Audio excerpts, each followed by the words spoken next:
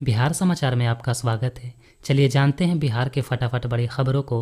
लेकिन उससे पहले ये न्यूज़ आप किस जगह से देख रहे हैं हमें कमेंट बॉक्स में ज़रूर बताएं। नीतीश कुमार की महिला संवाद यात्रा को लेकर राजद सुप्रीमो लालू प्रसाद यादव ने निशाना साधते हुए कहा कि नीतीश कुमार आंख सेकने जा रहे हैं। वहीं 2025 में 225 सीट जीतने के नीतीश कुमार के दावे पर पूर्व सीएम ने कहा कि ये पहले आंखें सेक लें, अपनी बिहार में महागठबंधन की सरकार बनेगी। सीएम नीतीश कुमार बिना सुरक्षा के नहीं चल सकते हैं, ये कहना है जन सुराज के संस्थापक प्रशांत किशोर का। उन्होंने कहा कि हम गांव में बिना किसी सुरक्षा के रहते हैं, वहीं सोते हैं और हर जाति, हर वर्ग, हर समाज के लोगों से मिलते हैं। सभी ने हमारे प्रयास की सराहना की है। बिहार शरीफ कोर्ट में मुंशी के पद पर कार्यरत युवक की जबरदस्ती शादी कराने का आरोप लगा है।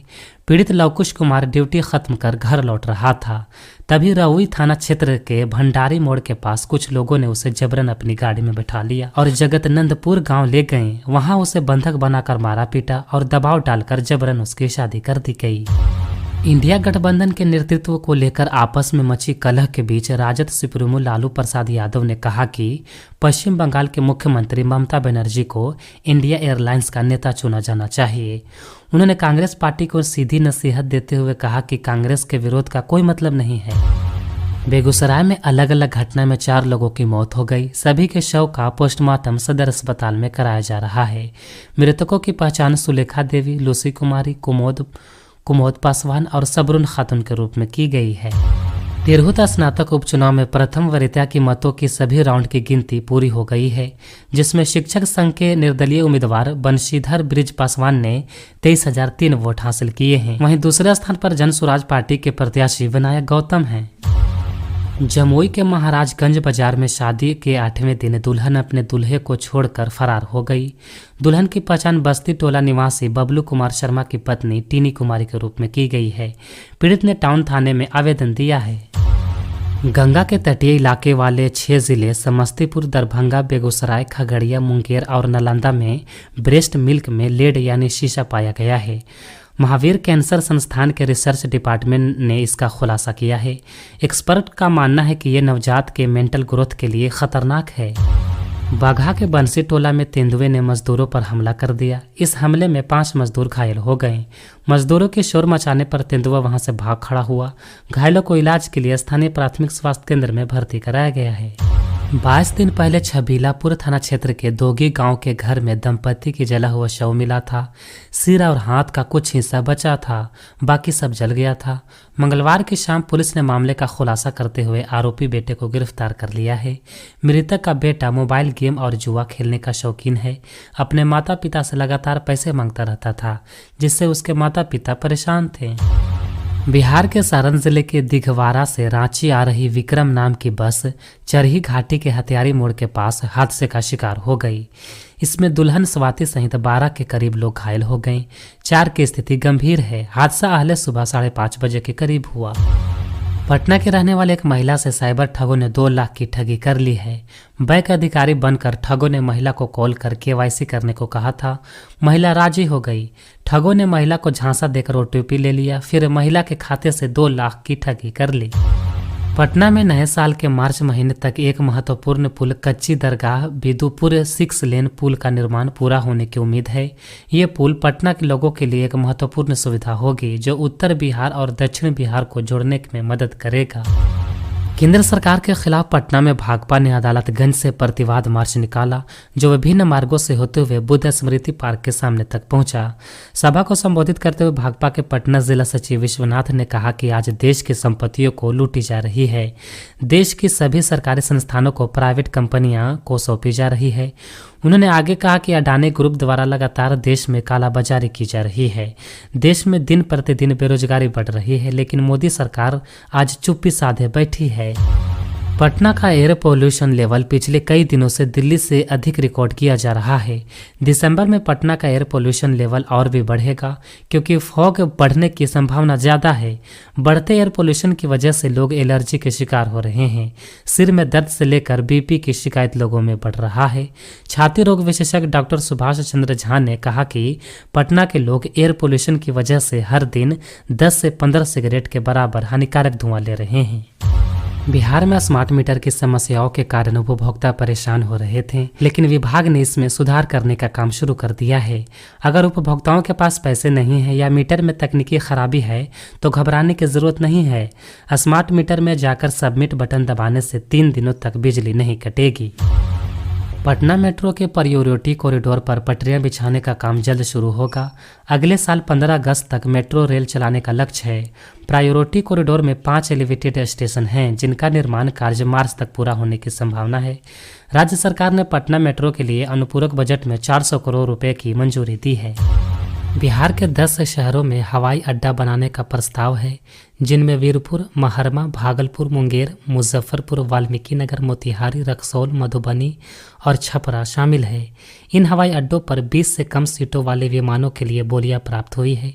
बिहार सरकार इन हवाई अड्डों में विकास के लिए भूमि की उपलब्धता के संबंध में सहमति और पुष्टि प्रदान करने का अनुरोध किया गया है। लालू प्रसाद यादव के विवादित बयान पर उप मुख्यमंत्री सम्राट चौधरी ने कहा कि ये बयान अत्यंत ही दुर्भाग्यपूर्ण है। सीएम नीतीश कुमार महिलाओं से संवाद करने के लिए अपनी यात्रा पर जा रहे हैं। जिस तरह के शब्दों का प्रयोग लालू प्रसाद ने किया, ये चिंता का विषय है। लालू प्रसाद शारीरिक रूप से बीमार के साथ साथ वो अब मानसिक रूप से भी बीमार हो गए हैं। दानापुर रेल मंडल के अंतर्गत आरा जंक्शन पर लोको पायलट गार्ड और टीटी के लिए 40 रूम का रनिंग रूम बनाया जा रहा है। आरा जंक्शन से कई नई ट्रेनें खुलने की संभावना है, जिसके कारण ये रनिंग रूम बनाया जा रहा है। रनिंग रूम के निर्माण में लगभग 4 करोड़ रुपए का लागत आएगी। बिहार में महिला सशक्तिकरण की दिशा में बड़ा बदलाव आया है। देश में सर्वाधिक 29% महिला पुलिसकर्मी बिहार में हैं। वर्तमान में बिहार में करीब 29,000 महिला पुलिसकर्मी और पदाधिकारी हैं। महिलाएं सिपाही से लेकर डीजी तक के पद पर हैं। बिजली चोरी पर लगाम लगाने के लिए बिजली कंपनी ने कमर कस ली है। 3 महीने से स्मार्ट प्रीपेड मीटर की रिचार्ज नहीं करवाने वाले उपभोक्ताओं के मीटर की जांच एसटीएफ करेगी। राज्य भर के अंचलों में एसटीएफ ने छापेमारी अभियान की शुरुआत कर दी है। शुरुआती दौर में प्लास्टिक फैक्ट्री में बड़े पैमाने पर बिजली चोरी मिल रही है। प्रधानमंत्री सूर्य घर योजना के तहत घरों में सोलर पैनल लगाने पर सरकार 40% की अनुदान दे रही है।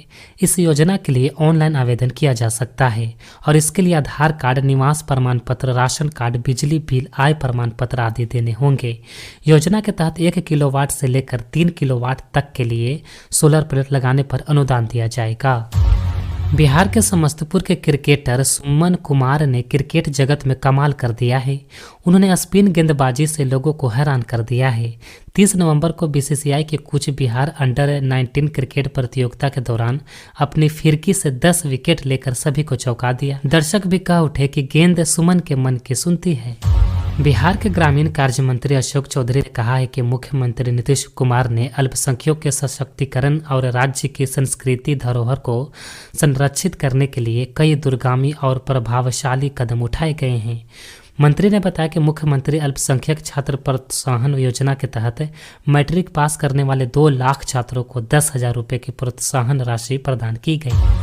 मुजफ्फरपुर जिले की 6 प्रमुख सड़कों के नवीनीकरण को प्रशासनिक स्वीकृति मिल गई है।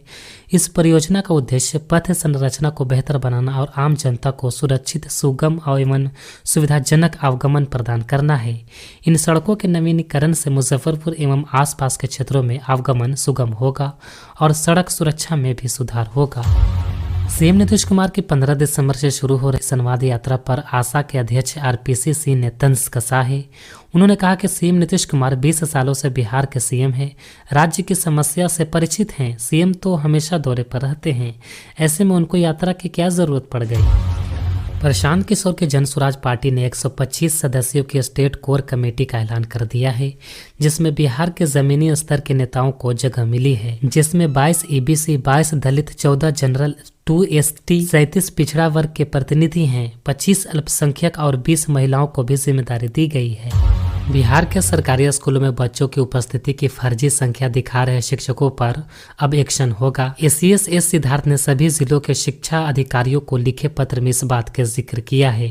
स्कूल संचालक में की जा रही धोखाधड़ी को खेदजनक बताया। शिक्षा विभाग के एसीएस सिद्धार्थ ने चेतावनी देते हुए आगाह किया है कि अगर स्थिति में सुधार नहीं हुआ तो ऐसे शिक्षकों के खिलाफ सख्त कार्रवाई की जाएगी। तेजस्वी यादव 15 दिसंबर से कार्यकर्ता दर्शन यात्रा के चौथे चरण की शुरुआत करेंगे। 8 दिन चलने वाली ये यात्रा सुपौल से शुरू होगी, जो सहरसा, मधेपुरा, अररिया, किशनगंज होते हुए भागलपुर में खत्म होगी। यात्रा के कार्यक्रम का औपचारिक ऐलान पार्टी की ओर से किया गया है। दिल्ली के इंदिरा गांधी अंतर्राष्ट्रीय हवाई अड्डे पर कस्टम विभाग ने एक बड़ी कार्रवाई करते हुए एक यात्री को सोना तस्करी के आरोप में गिरफ्तार किया है। यात्री ने अपने अंडरवियर में 2 किलो 700 ग्राम से अधिक सोना पेस्ट के रूप में छिपाकर लाया था। सोना की कीमत करीब 1,81,35,000 रुपये आकी गई है। पुलिस मामले की जांच कर रही है। राज्यसभा के सभापति जगदीप धनखड़ के खिलाफ विपक्ष अविश्वास प्रस्ताव ले आया है। मंगलवार को राज्यसभा के महासचिव को प्रस्ताव का नोटिस सौंपा गया है।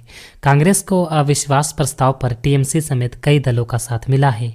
विपक्षी दलों ने सभापति जगदीप धनखड़ पर पक्षपातपूर्ण कार्रवाई का आरोप लगाया है। विपक्ष ने प्रस्ताव के लिए जरूरी संख्या बल जुटा लिया है। पंजाब और हरियाणा के किसानों का आंदोलन जारी है। किसान नेता सरवर सिंह पंढेर ने ऐलान किया है कि किसानों का जत्था 14 दिसंबर को दिल्ली कूच करेगा। इससे पहले किसान शंभू बॉर्डर पर 2 बार दिल्ली कूच करने का प्रयास कर चुके हैं, लेकिन सरकार उन्हें हरियाणा में प्रवेश नहीं करने दे रही है। वहीं भाकियू सिद्धपुर के प्रांतीय प्रधान जगदीप सिंह ढल्लेवाल का मरते दम तक भूख हड़ताल भी जारी है। इलाहाबाद हाई कोर्ट के जस्टिस शेखर यादव के बयान का सुप्रीम कोर्ट ने संज्ञान लिया है। शीर्ष अदालत ने इस मामले में इलाहाबाद हाई कोर्ट से जवाब मांगा है। दरअसल विश्व हिंदू परिषद के एक कार्यक्रम में जस्टिस शेखर यादव ने कहा था कि देश बहुसंख्यक के हिसाब से चलेगा। समान नागरिक संहिता के मुद्दे पर जस्टिस यादव ने यह बयान दिया था। उत्तर प्रदेश के फतेहपुर जिले में नूरी जमा मस्जिद के पीछे के हिस्सा एडीएम अविनाश त्रिपाठी और एएसपी विजय शंकर मिश्र की मौजूदगी में मंगलवार सुबह तोड़ दिया गया। एएसपी विजय शंकर मिश्र ने बताया कि शांति व्यवस्था कायम है। अतिक्रमण की जद में आई मस्जिद का पिछला हिस्सा तोड़ा जा रहा है।